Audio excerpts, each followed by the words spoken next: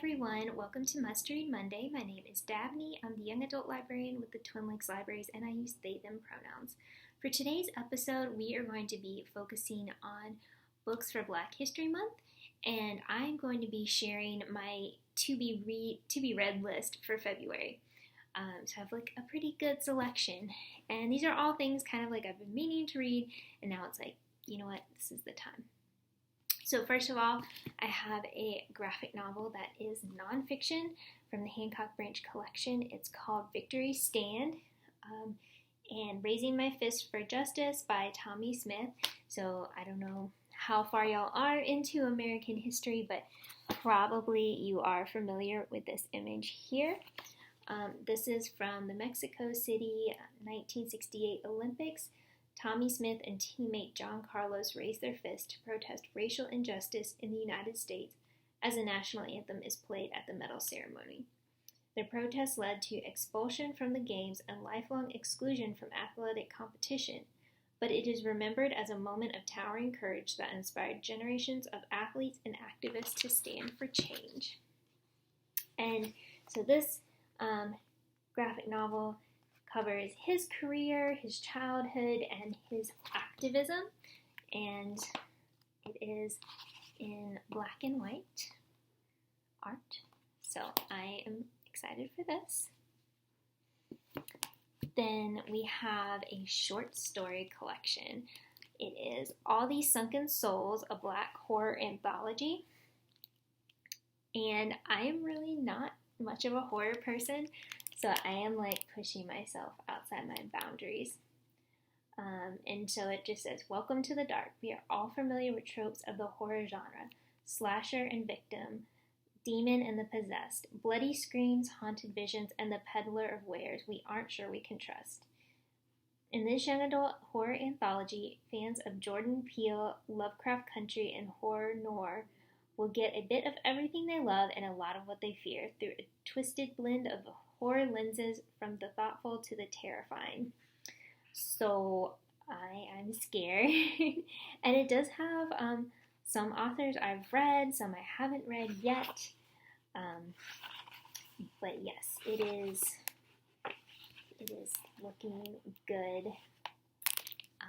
So yeah. If you like horror, if you enjoy short stories, this may be for you. Then getting into some more nonfiction. This is the Black History book. Big Ideas Simply Explained. That's what the publisher DK has a lot of these books. DK like me. And this one is, I don't think I've sat down and read one of the DK books before. So we're starting with this one. And I do love how it's laid out. Sorry, I just hit the stop button with the mouse. So yeah, anyways, we're back. But I love the layout of the books. That there's a lot of graphics, kind of breaking down ideas, having quotes stand out. So I like visual stuff, so this is good for me. Kind of keeping my attention.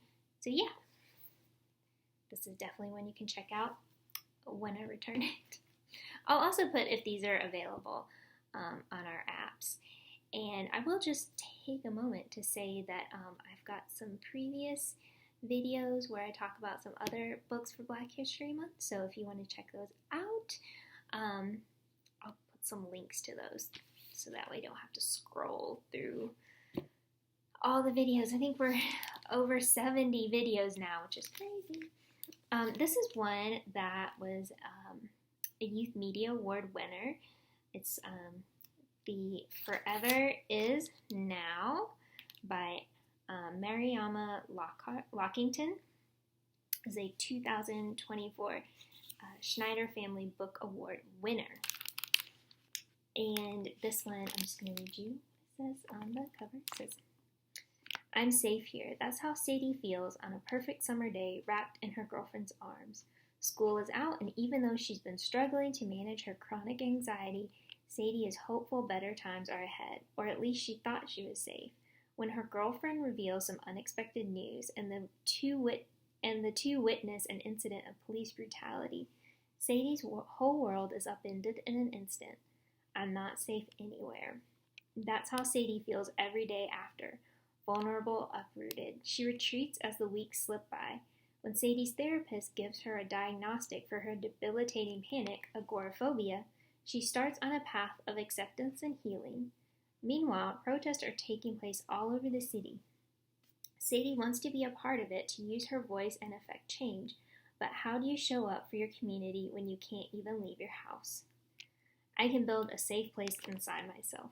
That's what Sadie learns over the course of one life-changing summer. So I am looking forward to this one. Okay, more nonfiction. This one is Singled Out. It is about the true story of Glenn Burke, the first openly gay MLB player and inventor of the high five. And let's see, it does have pictures throughout, so I'm very excited about this one.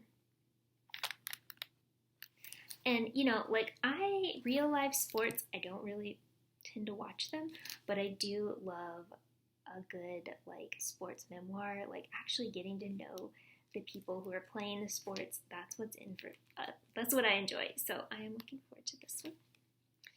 Another fiction book that is one of the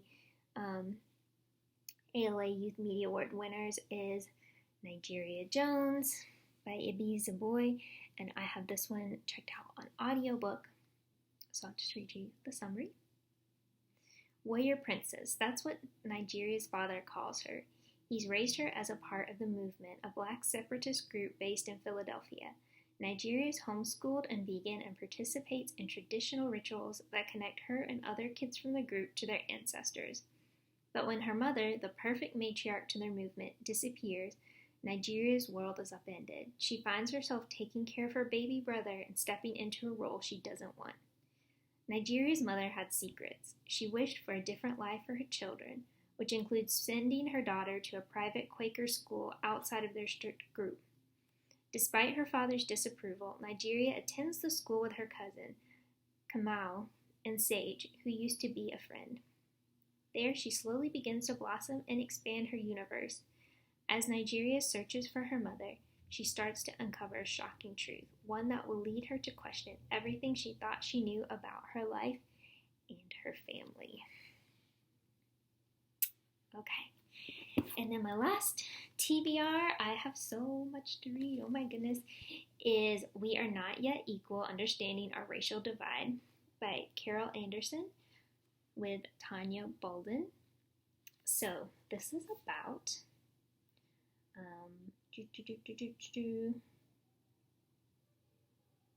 spanning from Reconstruction and Jim Crow laws up through the presidential elections of Barack Obama and Donald Trump. We Are Not Yet Equal explains that racism is not an artifact of the past and reveals the exact ways in which government and legal meanderings have continued to impede Black progress. Anderson and Tanya Bolden show that history is not a straight line and give the information we need to be able to change the future. So yes, again, this has pictures throughout, which is great. So these are my books. If you have other books that you're like, you must read this, I will definitely put them on my TBR. So that is all for today, and I will talk to you all next time. Bye!